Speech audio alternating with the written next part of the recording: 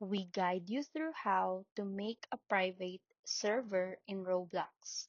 So, the first thing you need to do is to open Roblox and go to the game you want. Then, scroll down to the servers section and click on Private Servers.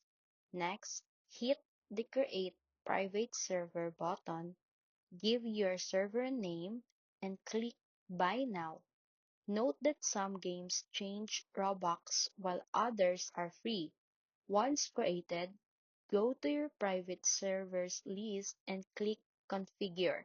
Here, you can generate an invite link, add friends manually, or copy the link to share with anyone you want. After that, just click Join and you'll enter your own private server where only invited players can access.